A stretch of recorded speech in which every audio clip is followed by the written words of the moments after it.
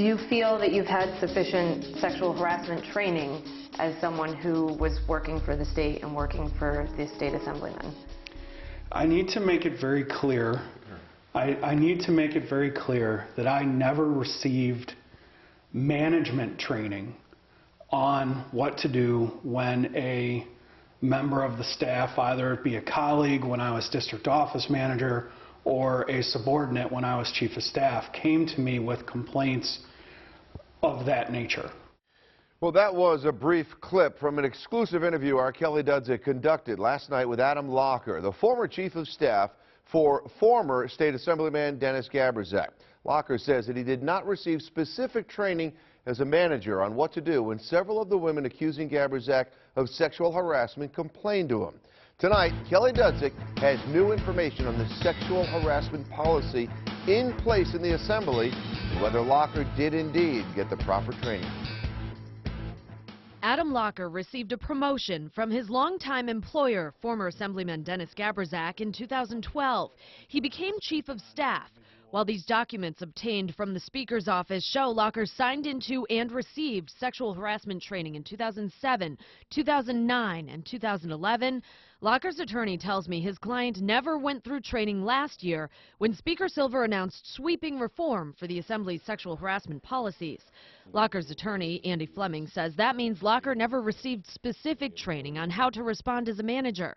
Lindy Korn is an attorney who focuses on workplace environment cases, especially those involving sexual harassment. The supervisors or the managers, they have a special duty because what they do, because of their high level, actually creates liability for the head of the organization. The handout included in the 2011 training has a section on manager-supervisor responsibilities, which included the chain of command and who Locker should have forwarded any concerns.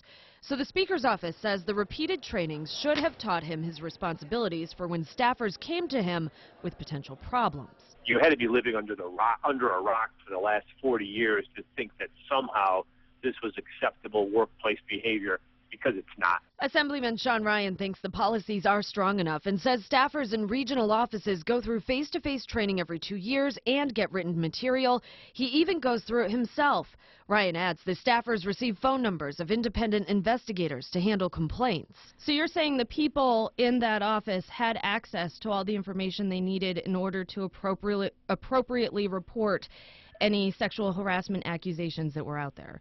Yeah, especially the chief of staff. I mean, he was the one who enjoyed the benefit of the direct training, where staff from Albany actually came into Buffalo and sat down and explained the policies, answered questions. So it's very in-depth training. I would hazard to say it's more in-depth training than you would get at any private company. Korn warns the effectiveness of the policies all depends on the training. If the people who are to receive the complaint have not had training and don't know what to do next, that is a problem. You could have the best policies in the world, but they're all for naught if people just don't follow them. And that's what happened in this case. I wouldn't call it a failure of an institution. It was a failure of an individual or individuals in that office. Joe on Your Side also talked with another chief of staff in the Assembly today who confirms he has not received any sexual harassment training. So it seems there is inconsistency within the Assembly despite the reform. In the Information Center, Kelly Dudzik, Channel 2 News.